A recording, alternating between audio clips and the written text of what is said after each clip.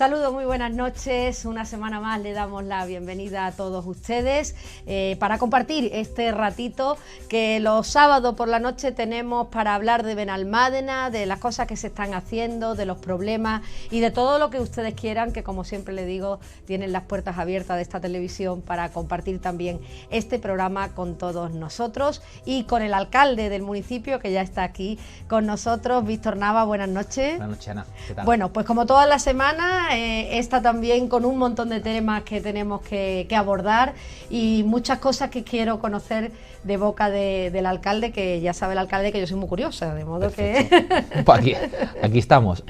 Bien, pues vamos a empezar hablando de un tema que es muy positivo porque ya lo hemos hablado en otros programas y es el tema del comedor escolar, del PANAL, que parece que finalmente ya lo vamos a tener. Bueno, la verdad que es muy positivo porque durante mucho tiempo los padres han tenido que trasladar a sus hijos e hijas desde el PANAL hasta el Miguel Hernández, pues para tener servicio de comedor, ¿no? Y es verdad que quizá pues hace una década no era tan necesario ese servicio porque, bueno, no estaba la mujer tan incorporada al trabajo como está hoy día, ¿no? Pero es verdad que con la incorporación de la mujer al trabajo, con la necesidad de conciliar, ¿no?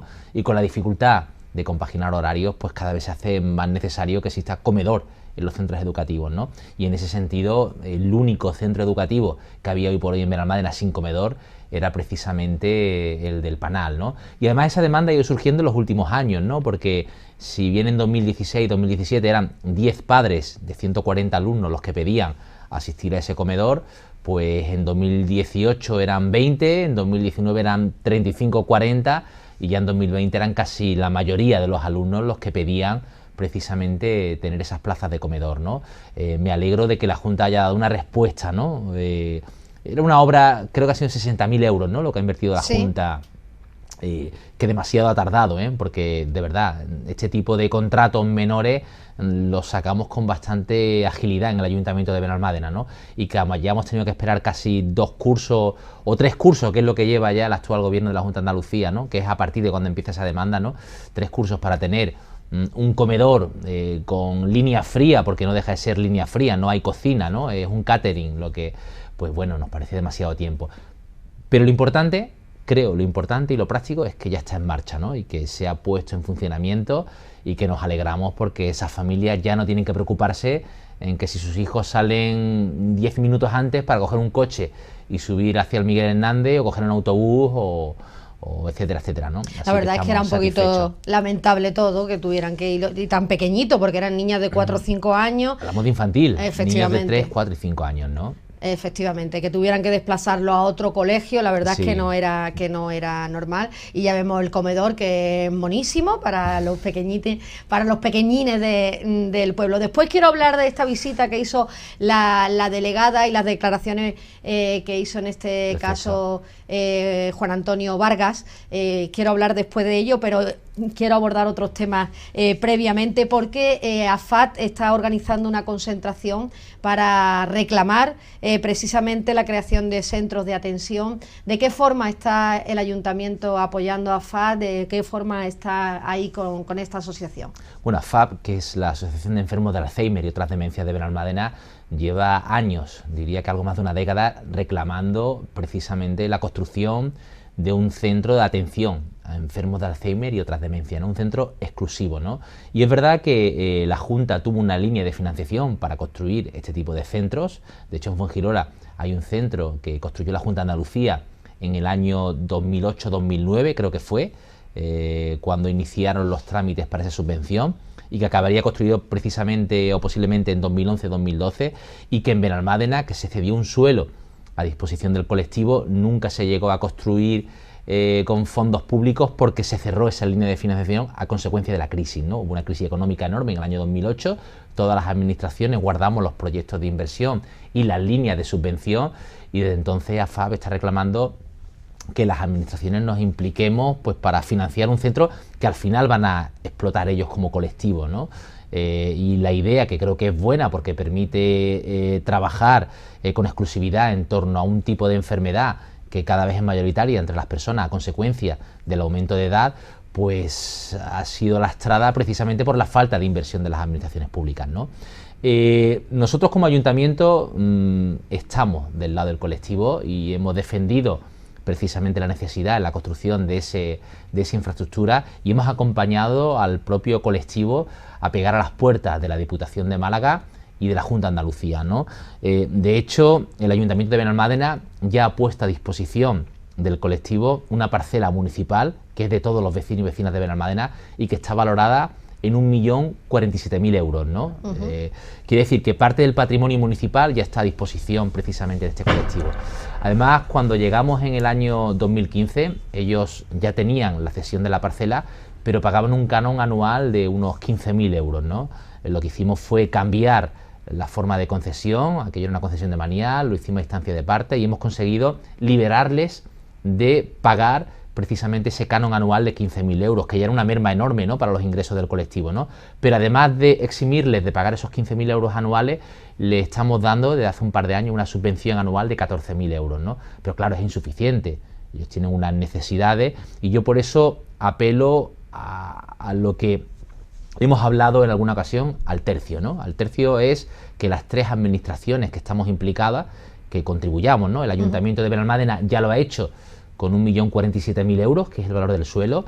Ahora Diputación, si pudiera poner otro 1.000.000 de euros y la Junta de Andalucía otro 1.000.000 de euros, podríamos construir ese centro y que fuera una realidad en el municipio de Benalmádena, ¿no? Y precisamente nos concentramos el sábado pues para pedir al resto de administraciones que nos han implicado pues una respuesta y algo de compromiso, ¿no? Porque entendemos que va a ser, que es necesario en la ciudad, que es importante porque damos cobertura a la enfermedad de Alzheimer, a los enfermos, a sus usuarios, no solo en Benalmádena, sino también en Torremolinos, y entendemos que hay precisamente un colectivo con ganas de trabajar ese centro, ¿no? Entonces, lo que necesitamos es que se ponga en marcha, ¿no?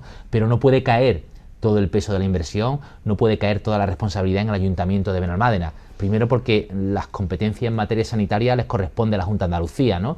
Y Diputación, que siempre se ofrecía a colaborar, pues creemos que tienen que ser el resto de administraciones los que aporten la parte que ya ha aportado el Ayuntamiento de Benalmádena. Por eso digo, si las tres administraciones aportamos lo mismo, el 1.000.000 de euros, como ya ha hecho el Ayuntamiento de Benalmádena, va a ser fácil que tengamos ese centro de atención a enfermos de Alzheimer. ¿Y hay esa posibilidad? ¿Tenemos contacto con estas otras administraciones? ¿Han dicho algo? ¿Se han manifestado? Bueno, en multitud de ocasiones yo acudí a la Diputación Provincial de Málaga. De hecho, no siempre mostraron muy buena disposición, pero luego cuando llevábamos algún tipo de moción al pleno de la Diputación siempre acababan tumbándola o votando en contra, ¿no? Y con la Junta de Andalucía, pues es verdad que tuvimos varias reuniones con el anterior gobierno, el gobierno de Susana Díaz, pero que a partir del cambio de gobierno con Juanma Moreno ha sido mucho más difícil acceder a la Junta de Andalucía, ¿no? Muchas veces no sé ya si es más difícil por estrategia de ellos para no tener que decirte que no, o porque no quieren recibirte, ¿no? El caso, esto quien mejor lo puede explicar es Maricruz, ¿no?, su presidenta, ¿no? Pero sí es verdad que acudimos hasta en 4 o 5 ocasiones y también, al igual que la Diputación Provincial, la Junta de Andalucía mostró muy buena disposición, todo estaba pendiente de que hubiera financiación y de que se convocara una línea de ayuda, pero cambió el gobierno y ya después no hemos vuelto...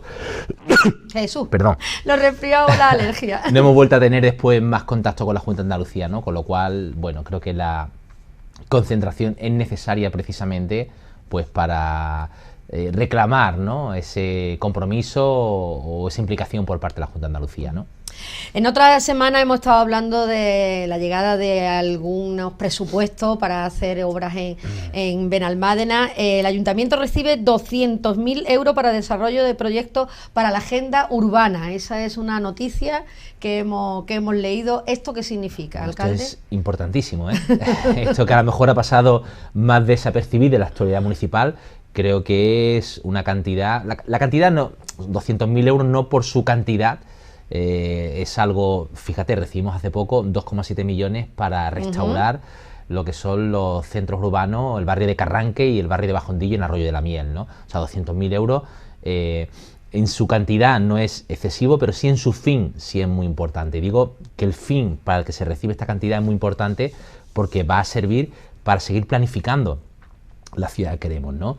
Y además fijaros que hemos sido solo 3 ayuntamientos de la provincia de Málaga lo que hemos conseguido estas ayudas, ¿no? Torremolinos, Vélez Málaga y Benalmádena, ¿no? Al igual que la ayuda para la rehabilitación de viviendas solo lo han conseguido 3 ayuntamientos de la provincia de Málaga. Marbella, Málaga y Benalmádena. Y siempre el denominador común es Benalmádena. Y esto no es casualidad, esto es el trabajo y el esfuerzo no solo de la parte política, sino de unos técnicos y de un equipo que está bien preparado, bien formado y que además, aunque no tengamos experiencia en la convocatoria y en la consecución de fondos europeos, pero nuestro equipo está trabajando y está demostrando que en la mayoría de convocatorias del Plan de Recuperación, Transformación y Resiliencia puesto en marcha por el Gobierno de la Nación, en la mayoría de convocatorias el Ayuntamiento de Benalmádena está planificando y obteniendo fondos, y hablamos de que eso es consecuencia de que tenemos un equipo de personas muy comprometidas, técnicos y técnicas municipales, que están implicados en el proyecto y en el modelo de ciudad, ¿no? Y lo hemos visto estos días, no solo con los EDUSI, ¿no?, defendiendo los proyectos, los propios técnicos, sino además que estamos planificando a futuro cómo queremos que sea Benalmádena. Y planificamos a futuro porque las convocatorias y las subvenciones que ponen en marcha las distintas administraciones, ya nada será como antes, ¿no?, o como sigue siendo en algunas administraciones, ¿no?, que llega, por ejemplo, la Diputación Provincial y dice: vamos a dar dinero a los ayuntamientos para que hagan lo que quieran, ¿no? Y coge y tú presentas un proyecto, pues voy a arreglar tal calle. Eso ya no va a funcionar así, al menos en los fondos europeos, ¿no? Y digo que no va a funcionar así porque la propia Unión Europea establece ya unos ítems sobre los que hay que cumplir, ¿no?, sobre los que hay que transformar nuestras ciudades, ¿no? Y esos ítems son de obligado cumplimiento en cualquier tipo de convocatoria de ayudas públicas, ¿no?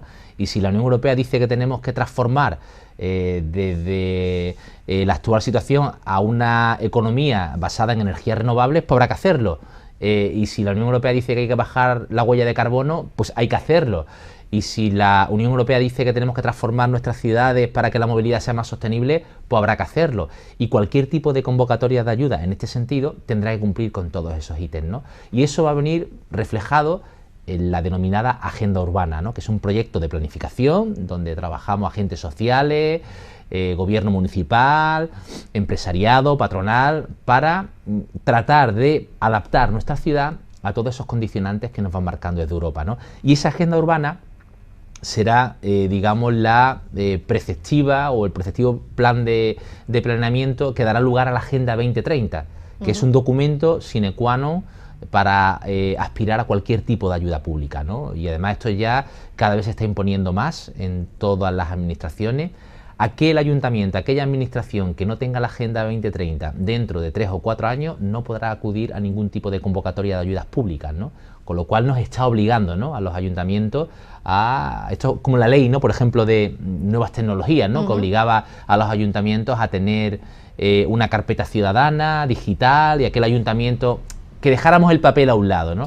Pues con esto se trata prácticamente igual. La legislación va en ese sentido y Benalmádena no puede quedarse atrás. Nosotros no podemos quedarnos al margen del tren de la modernidad, ¿no? Lo he dicho muchas veces, ¿no? Tenemos que subirnos a ese tren que es el que nos va a permitir seguir obteniendo fondos para transformar nuestra ciudad, ¿no?, para ser más competitivos, para transformarnos digitalmente, para ser más sostenibles, para reducir nuestra huella de carbono y para proyectar mejor nuestra imagen de ciudad hacia el exterior, más teniendo en cuenta que somos una ciudad turística, ¿no? Por eso ese documento es fundamental. Y si además tenemos la financiación para elaborar ese documento, que es lo que hemos conseguido estos días, pues mucho mejor. Eso es lo que hemos conseguido estos días, ¿no? La financiación por parte de la Unión Europea, del Gobierno de la Nación, para que pongamos en marcha nuestra agenda urbana, que va a ser el documento previo a la Agenda 2030.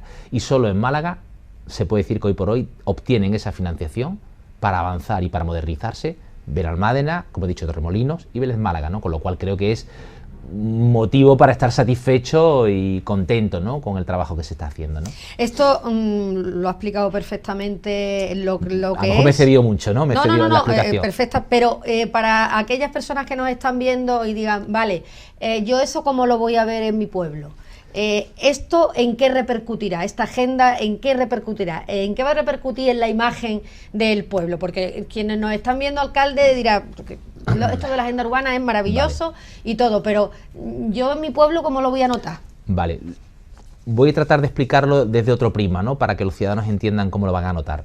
Málaga capital, Sevilla capital, Granada capital. No sé si posiblemente muchos de los que nos están viendo han tenido la posibilidad de visitar estas ciudades últimamente, ¿no? Estas ciudades están transformadas completamente, ¿no? Totalmente. Málaga, desde calle Lario, desde el Parque, desde el Soho, desde carretería, todo está transformado a un modelo de ciudad sostenible, sin vehículos, con están en ello. Bolsas de aparcamiento, bueno, o están en ello, ¿no? Pero eso no es fruto de un día que se levantan, vamos a hacer las cosas así, eso es fruto de una planificación, que presentaron a Unión Europea, mediante la cual han obtenido fondos, ¿no? Fondos a los que las ciudades con menos de 100.000 habitantes como era Benalmádena no podíamos concurrir hasta hace solo 3-4 años. Por eso digo que Málaga, que es una ciudad de más de 100.000 habitantes, lleva algo más de una década concurriendo a este tipo de fondos europeos. ¿Y se nota la transformación? Todo el mundo dice que la transformación de Málaga es brutal. Totalmente. En los últimos 10 años, ¿no? La zona del puerto, Muelle 1, cómo comunica con la Alameda del Parque, cómo eso engancha. Pues eso es fruto de una planificación y está basada en gran parte en fondos europeos. Pues ¿cómo puede repercutir que ahora los ayuntamientos de menos de 100.000 habitantes podamos acceder a planificar para recibir fondos europeos y transformar nuestras ciudades al igual que ha hecho Málaga durante la última década? Pues un ejemplo es, hombre, no somos Málaga, evidentemente, salvando las distancias, bueno, lógicamente, ¿no? Cada uno en su... Pero a lo mejor nuestras ciudades se adaptan a las ciudades modernas, que hoy en día son la envidia, ¿no?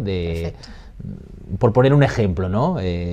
Pues seguramente habrá bolsas de aparcamiento, habrá zonas de esparcimiento, habrá más mimo y cuidado en las zonas verdes, trataremos de ser más sostenibles, de reducir la huella de carbono, de ampliar los espacios para senderos, para carriles bici, etcétera, etcétera. En definitiva, ser una ciudad autosuficiente, sostenible, que reciclemos nuestra propia basura, que hagamos un uso responsable de los recursos hídricos y energéticos, y que seamos competitivos y resilientes, ¿no? Que es la palabra que ahora se usa tanto, ¿no? De moda, efectivamente, la palabra de moda. Perfectamente, pues ya que estamos hablando de zonas verdes, de espacios verdes, como todas las semanas me gusta que el alcalde pues vea las otras opiniones que existen respecto a nuestro municipio, y en este caso hablo de Juan Antonio Lara, del portavoz del PP, que una vez más ha dicho que en todos los lugares de la provincia malagueña y de España se está apostando por las zonas verdes, y que en Benalmádena algo así lo que hacemos es quitarlas. Vamos a escuchar al portavoz del Partido Popular. Cuando todos los municipios debemos de ir tendiendo al medio ambiente, a no eliminar zonas verdes, aquí en Benalmádena por desgracia se están eliminando zonas verdes. El Partido Popular va a luchar hasta la extenuación para que esto no se produzca. Ya hemos visto cómo se ha aprobado un suplemento de crédito donde el Partido Popular votó que no a la eliminación de un carril, votó que no a la eliminación de las medianas, votó que no a quitar las palmeras. Es por ello por lo que nosotros seguiremos reivindicando y vamos a llevar al próximo pleno una moción para que se proteja nuestra masa arbórea, para que se protejan nuestras palmeras, para que se protejan nuestras zonas verdes. ¿Qué menos que los vecinos poder disfrutar de esta visibilidad y sobre todo de este emblema de nuestra Costa del Sol?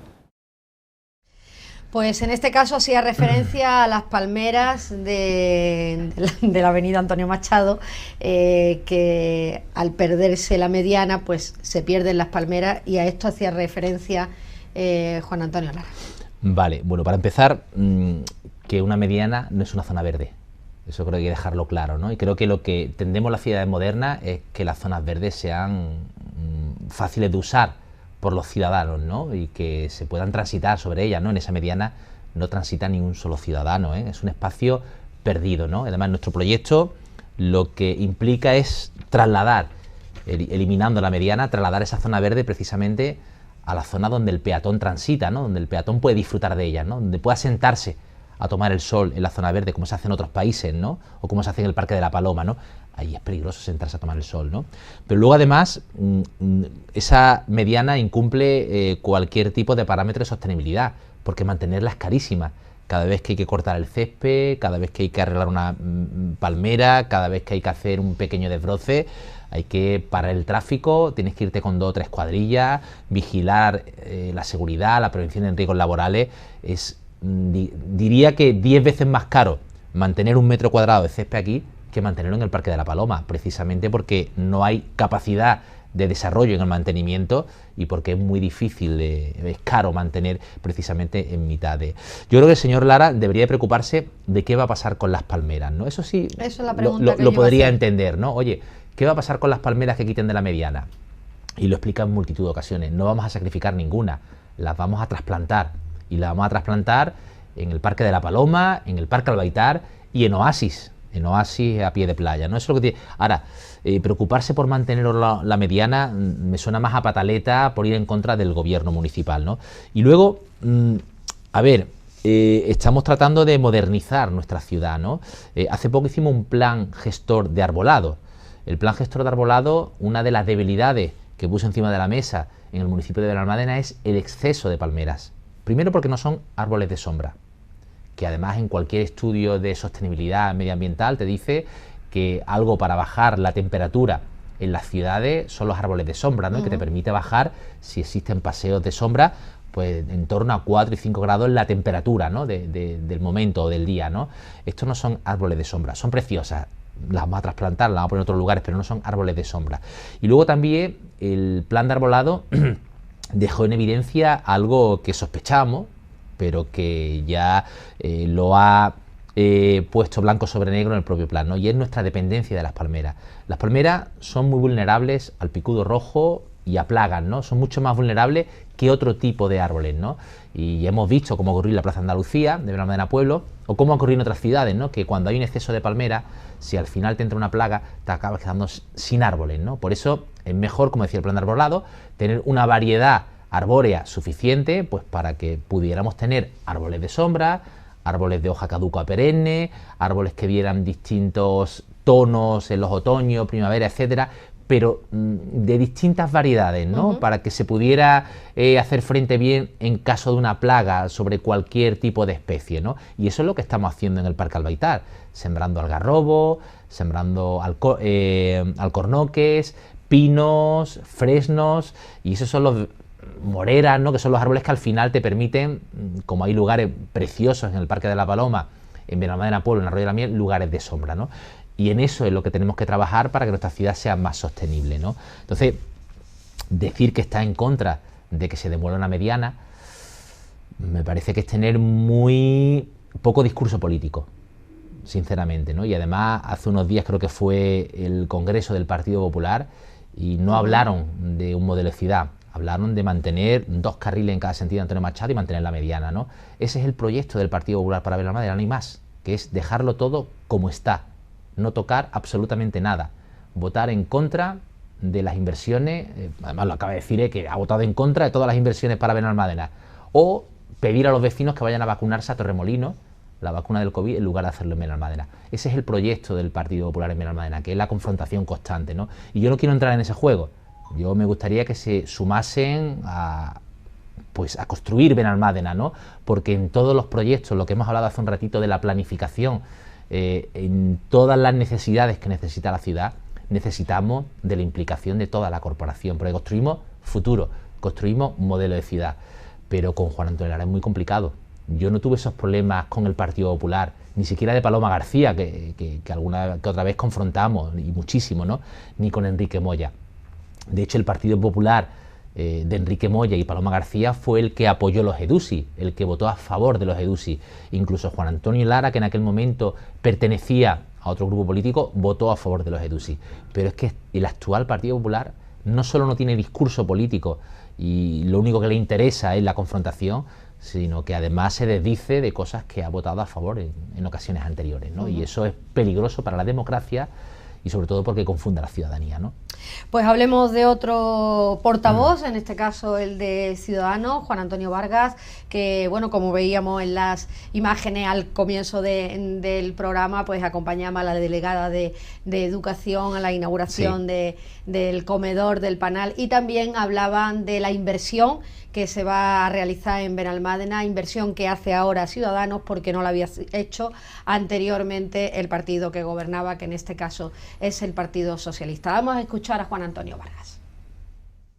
Una de las reivindicaciones que históricamente había, que es el solucionar el problema de comedor, por el que los niños y los padres de los niños pues tenían unos graves prejuicios, casi en tiempo récord se ha podido solucionar por parte de la Junta de Andalucía, demostrando una lealtad institucional en la que no se mira el color político en el que gobierna en Benalmádena, y se acaba de comunicar la inversión ya certera de casi 16 millones de euros en infraestructuras en el municipio, incluyendo Lo que nosotros desde el principio de legislatura vinimos reclamando y vinimos preguntando por las promesas incumplidas por anteriores gobiernos del colegio y el Instituto de Benalmádena.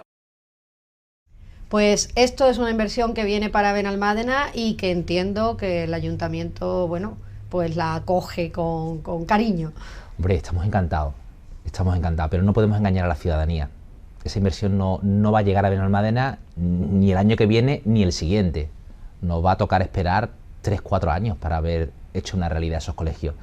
Y además, más después de escuchar el audio el otro día Juan Marín, que decía que no tenía intención de aprobar el presupuesto de la Junta de Andalucía. Ha traído cola el audio. Hombre, es que eso es engañar a todos los andaluces, ¿no? Entre otras cosas porque esta inversión va en ese presupuesto. Y si tú no apruebas el presupuesto y lo prorrogas en el gasto corriente, pero no en la inversión. Las inversiones se quedan fuera, ¿no? Con lo cual vamos a tener que esperar 2022, que no va a haber presupuesto, porque no quieren sacar el presupuesto adelante, y luego llegará un gobierno... Bueno, supongo que se negociará después de haber salido esas declaraciones. Ojalá, entiendo que se negociará. Que sí, ¿no? la presión es enorme, pero ya Claro. estáis viendo que casi prefieren adelantar elecciones a negociar el presupuesto, ¿no?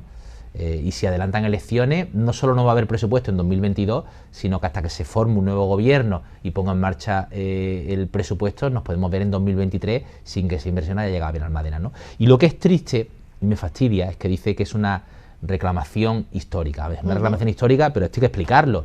Es que el último colegio, ¿no? Cuando dicen, no, es que la Junta de Andalucía del Partido Socialista nunca invirtió en educación en Benalmádena. Eso es falso completamente. En Benalmádena hay 5 institutos y 9 colegios que construyó el gobierno de la Junta de Andalucía Socialista en esos 36 años que dice que no se hizo absolutamente nada, ¿no? Y el último instituto y el último colegio que se construyeron en Benalmádena se construyeron en el año 2008. En el año 2008 había en Benalmádena 55.000 habitantes. 2008, ¿vale? Luego llega el crecimiento de la población hasta situarnos en 2015 con 70.000 habitantes, y ahí está la multitud de requerimientos por parte de la Junta de Andalucía al gobierno municipal de Benalmádena, que entonces gobernaba el Partido Popular, para que pusiera suelo a disposición de la Junta para construir un instituto más y un colegio más, porque había aumentado la población en 15.000 personas. Pues no fueron capaces de poner suelo a disposición de la Junta. Y tuvo que ser este alcalde, con la concejala de Educación en aquel momento, Elena Galán, y con este equipo de gobierno, quien pusimos en el año 2017 suelo a disposición de la Junta, suelo educativo, para que se empezase a construir definitivamente el instituto y el colegio que daría cobertura a ese aumento de la población. Pues bien, si en 2017 ponemos suelo a disposición de la Junta, en el año 2018 estuvo la consejera de Educación en Málaga anunciando la construcción inminente del colegio y del instituto, además ahí está la prensa, y de la ampliación del hospital para Benalmádena en el año siguiente los presupuestos. ¿Luego qué ocurrió? Luego ocurrió que después de ese anuncio llegaron las elecciones autonómicas y hubo un cambio de gobierno. Y yo reivindiqué, desde que hubo el cambio de gobierno en el año 2019, lo reivindicamos durante bastante tiempo, de que la Junta se pronunciase, que la Junta de Juanma Moreno del Partido Popular se pronunciase sobre los compromisos que había adquirido con Benalmádena, ¿no? Y no se pronunciaban, no se comprometieron, ¿no? Y siempre la excusa era aquello de, bueno, hemos llegado, tenemos que ver cómo están las cuentas, tenemos que planificar. Pues mientras hemos estado planificando, se nos ha ido 2019, se nos ha ido 2020, se nos ha ido 2021, y ahora aparecen anunciando esa inversión en Benalmádena precisamente en el día en el que el consejero Juan Marín dice que no tienen intención de aprobar ningún presupuesto, porque sería estúpido aprobar un presupuesto sabiendo que hay elecciones el último año electoral. Con lo cual me siento como alcalde, y creo que los vecinos y vecinas de Benalmádena sentimos que no han tomado el pelo, porque lo que era la construcción inminente de un instituto en 2019 y de un colegio en 2019, vamos a llegar, si Dios quiere y con un poquito de suerte, a la construcción del centro educativo en 2023, en 2024 o en 2025. Vamos ya con casi 10 años de retraso respecto al aumento de población, y Benalmádena sigue creciendo, ¿eh? Y el otro día que estuve hablando con algunos directores de centro educativo, del instituto, con compañeros que son docentes, me decían que es insostenible la situación en las aulas en Benalmádena, que no tienen espacio para bibliotecas, que no tienen espacio para esparcimiento, que los comedores escolares lo están sacrificando, las aulas polivalentes, que están montando los recreos, aulas prefabricadas. Y digo yo, ¿y no se podía haber hecho más? Porque ahora sí me siento realmente engañado, ahora sí me siento que ha pasado una legislatura completa del Partido Popular y Ciudadanos, que decían que cuando llegaba lo iban a arreglar todo, y no han hecho absolutamente nada, al contrario, lo poquito que había en marcha lo han paralizado. Bueno, voy a hacer un poquito de abogado del diablo, alcalde. Hemos tenido la pandemia también, ¿no? Cierto, cierto. cierto. Pero si se hubiera continuado con la inercia que se venía, pues posiblemente ahora estarían esos proyectos redactados y posiblemente estaría pendiente simplemente de la financiación. Pero es que se paró. Es que en 2019, cuando cambió el gobierno municipal, que yo me desplacé varias veces a hablar con la delegada de Educación, y ahí fue donde chocamos varias veces, es que se paralizó. Es que se les preguntaba, oye, que esto estaba ya comprometido. Ah, no, esto ya hay que parar, tenemos que analizar, tenemos que ver, tenemos que buscar financiación. Está. Sí, pero ahora tenemos que... Yo me da la sensación de que pensaron políticamente o estratégicamente construir esos institutos a final de legislatura, y luego llegó la pandemia, pero claro que los paralizaron, evidentemente, ¿eh? Por eso, cuando llegó la pandemia, se les echó encima el momento, ¿no? Lo importante es que se hagan, yo siempre pienso eso, lo importante es que se hagan y que eso sí, que se pongan de acuerdo estos señores con lo del presupuesto para que se puedan llevar a cabo las inversiones. Lo importante es que el presupuesto de la Junta de Andalucía, al igual que el presupuesto de cualquier administración, salga adelante. Eso es. Porque los ciudadanos y ciudadanas que están en sus casas pueden pensar que esto de los presupuestos es algo que nos va a los políticos y que al resto de la ciudadanía ni les va ni les viene. Pues miren ustedes, los presupuestos es el acto legislativo más importante de cualquier administración, porque es donde se define ideológicamente cómo se va a gestionar la administración y donde vienen incluidas las inversiones. Un presupuesto prorrogado no tiene inversiones, lleva gasto corriente. Entonces, para Benalmádena, sin ir más lejos, la ampliación del hospital de alta resolución, la construcción de un centro educativo y un instituto, solo es posible si se aprueba el presupuesto de la Junta de Andalucía. Y como para Benalmádena, para el resto de los municipios de la comunidad autónoma andaluza, las inversiones se van a paralizar si no se aprueba el presupuesto. Y me parece muy feo que por el tacticismo político de algunos, el resto de los andaluces tengamos que vernos sin inversiones. Pues a raíz de esto que estamos hablando, también quiero que escuche otras declaraciones de Juan Antonio Vargas, que viene un poco al pelo, porque en este caso habla de deslealtad del Partido Popular. Recordemos que en la Junta de Andalucía están Partido Popular y Ciudadanos. Por lo tanto, estas declaraciones también me preocupan un poco a raíz de lo que estábamos hablando. Vamos a escuchar a Juan Antonio Vargas. Hoy es el día en el que se tenía que anunciar esta noticia, que es con la visita de la delegada provincial, las infraestructuras que hay. Nosotros sentimos que, bueno, ayer quizás algunos quisieron capitalizar esa noticia, y lo digo por el grupo municipal del PP de Benalmádena, que quiso capitalizar la noticia anunciando antes de tiempo, y creemos que con poquita lealtad institucional, porque era hoy el día. Pues hablaba de esa deslealtad porque se anunció el día antes de que llegara la delegada a anunciar las inversiones en el instituto y en el colegio, y por ello hablaba de deslealtad del Partido Popular. Pero es que doy la razón a Juan Antonio Vargas. Es que Juan Antonio Lara es muy desleal. Yo personalmente estoy decepcionado con muchas de sus actitudes. Luego es verdad que en el trato personal, cuando dejamos la política, es una persona afable con la que puedes hablar, pero en el ámbito político no es de fiar. Y lo digo así, que es lo que viene a decir al final Juan Antonio Vargas, ¿no? Al final los espacios políticos tienen que ser compartidos, ¿no? Y hay que saber a quién le corresponde dar tal o cual mensaje y en qué momento debe hacerlo, ¿no?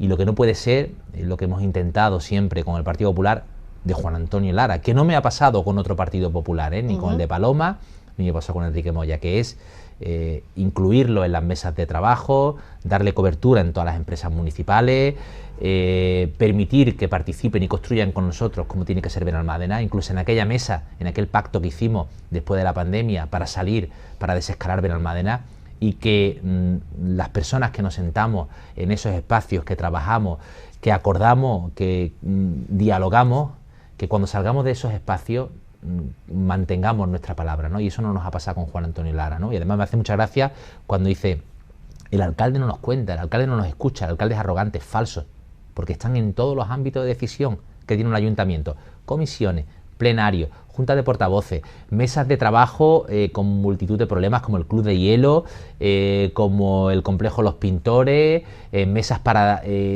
desescalar Benalmádena después de una pandemia. Han estado en todos los ámbitos de trabajo, habido y por haber, en la redacción de ordenanza, de legislación, etcétera, etcétera. Y siempre acaban diciendo que no se cuenta con ellos. Es que no sé si contar con ellos significa hacer lo que él dice, entonces es no entender cómo funciona la democracia, porque en democracia no se hace lo que dice Juan Antonio Lara ni lo que dice Víctor Nava, se construye y se trabaja, y a veces hay que ceder y a veces hay que dar la mano, y a veces hay que, pero se construye así, ¿no? Desde el mayor de los diálogos y el consenso, ¿no? Y eso es algo que Juan Antonio Lara no entiende. Por eso cuando escucho a Juan Antonio Vargas hablar de deslealtad, pues le tengo que dar la razón. Por lo tanto, es más deslealtad entre personas, digamos, concretamente de Juan Antonio Lara, que no del partido, en este caso. Que es la lectura que se le puede dar. Es que, claro, hablando de un miembro de Ciudadanos de deslealtad del PP, cuando están gobernando en la Junta de Andalucía y hablábamos de que había que aprobar los presupuestos, esos dos partidos, pues no sé si le damos lectura personal de Lara o le damos lectura de partido. A ver, las organizaciones políticas al final se sustentan en una referencia que es su líder, ¿no? Hemos visto cómo el Partido Popular de Aznar o de Rajoy era diferente al Partido Popular de Casado, ¿no? Y es que Casado, pues, claro, sienta la filosofía, ¿no? O incluso el PSOE de Felipe González diferente al PSOE de Zapatero o de Pedro Sánchez, ¿no? El líder marca la referencia y marca la filosofía de trabajo, ¿no? Y el Partido Popular de Benalmádena pues tiene la referencia de Juan Antonio Lara. Actualmente, está claro. Bueno, pues vamos a cambiar de tema porque seguimos hablando de Tívoli, que también es un tema recurrente en las últimas semanas. Ya hablábamos la pasada semana de esa denuncia que Tremont decía iba a poner al ayuntamiento. Ahora hablamos de que parece que hay más ofertas que quieren quedarse con Tívoli. ¿Cómo está esta situación, alcalde? Bueno, hablamos de una oferta de un grupo empresarial sevillano, ¿no? Que se dedican a montar ferias, ¿no? Y que además conocen Tívoli porque ya ellos estuvieron trabajando un tiempo dentro del Parque Atracciones, ¿no? Y es una oferta irrechazable, ¿no? Porque si Tremont tiene los problemas económicos que dice tener, ¿no? Y no puede asumir el parque, pues mira, le aparece una empresa que le da 600.000 euros al año durante 10 o 15 años, se hace cargo de las deudas y de los trabajadores. Y sin embargo Tremont ni se ha pronunciado, ¿no? Pero además estos días hemos sabido lo que es ya no vengo... quiere. Claro, no quiere. Estos días además ha salido en prensa y está bien porque además creo que el periodista incluso se ha interesado por aquello que yo comenté en alguna ocasión, ¿no? De que había habido contacto de Warner para hacerse cargo del Parque Atracciones y que pusieron una oferta encima de la mesa y que Tremont jamás mostró el más mínimo interés, ¿no? Y que aunque parecía que estaba abierta a negociar, sus condiciones fueron tan altas que hacían inviable cualquier tipo de negociación, ¿no? Estos días ha salido en prensa, ¿no? Y además fijaros que desde el año 2019, ¿no? Yo fui quien impulsé precisamente esas reuniones y al igual que impulsar reuniones con otros grupos inversores, ¿no? Y Tremont siempre ha mostrado un nulo interés por darle viabilidad y salida al Parque Atracciones Tívoli, ¿no? Por eso cuando nos dimos cuenta hace un par de años nos pusimos a trabajar en ese dictamen que nos redactó la Universidad de Málaga sobre el camino que tenía que seguir Tívoli para protegerlo y para, llegado el momento, expropiarlo, ¿no? Y además seguimos ahondando en esa posibilidad, ¿no? Es algo que no descartamos, ¿no? Ahora mismo se ha aprobado inicialmente la modificación urbanística de Tívoli. Cuando se apruebe la modificación definitiva, que estimo que será para enero, vamos a pedir formalmente al propietario de Tívoli que abra y que cumpla con el interés público que tiene el parque, ¿no? Si no cumple, pues vamos a tener armas y legitimidad para proceder a una expropiación, ¿no? Porque es un bien de interés público, de interés general, icono y emblema del turismo en la Costa del Sol y Andalucía, ¿no? Hablamos que la última propuesta es de Parques Reunidos. Bueno, esa propuesta que ha salido ahora en prensa es del año 2019, ¿eh? Ah, vale. Es del año 2019. Pero sigue teniendo interés. Sigue teniendo interés, sí. De hecho, hace unos días me llamó también un grupo catarí, de Qatar. Hombre, eso también interesado en invertir en Tívoli, ¿no? Eso tienen dinerillo, ¿eh? También hay contactos con la gente de Por Aventura, también, aunque son más informales, ¿no? Pero hay también algún contacto por ahí, ¿no? Quiere decir, no puede ser Tívoli tan poco rentable como dice Tremont cuando tantas empresas están interesadas, ¿no? Eso es lo que yo entiendo, ¿no? Bueno, pues a ver si convencemos a este hombre, sobre todo por el bien de todas esas personas Sí. que trabajan en Tívoli. Estamos llegando casi al final del programa, pero no os quiero despedirlo, alcalde, sin hablar de ese encuentro que hemos tenido con el sector turístico, tan importante para nosotros, para presentar la Big Data. Sí, bueno, es un proyecto que los ayuntamientos hemos estado reclamando y reivindicando durante mucho tiempo a Turismo Costa del Sol. Y Turismo Costa del Sol ha hecho un trabajo espectacular, ¿no? Hay que decir que hoy por hoy tenemos la mayor, digamos, el mayor almacén de datos sobre ámbitos turísticos que tiene cualquier otro tipo de administración, ¿no? Y además está a disposición de los propios ayuntamientos, ¿no? Podemos saber desde los turistas que vienen hasta su nacionalidad, hasta cuáles son sus hábitos, sus preferencias o el número de turistas que están en cada momento, cada día en la ciudad, ¿no? Es una herramienta muy poderosa, muy potente, ¿no? Que va a permitir a los hoteleros y a los ayuntamientos planificar cómo van a ser nuestras campañas de marketing, ¿no? Con lo cual estamos muy satisfechos, ¿no? Decía Rafael Fuentes, que es el responsable de este laboratorio de ideas, que tenemos la herramienta... Que lleva trabajando en eso... toda la vida, además un profesional... Muchísimos años, ya cuando yo trabajaba en la Diputación, sí, que hace unos pocos de años estaba él ya con este tema. Profesional muy competente, ¿eh? Y estuvo explicando cómo funcionaba la herramienta y además él lo decía, ¿no? Dice, es que hoy por hoy es la herramienta más poderosa de Big Data e inteligencia artificial relacionada con el turismo de toda España. Y si es la herramienta más poderosa que hay en España hoy por hoy, quiere decir que es la más poderosa del mundo entero. Ajá.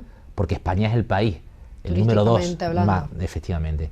Entonces, en cuanto a afluencia turista, creo que los primeros son Estados Unidos y luego no sé si el segundo es Francia o España.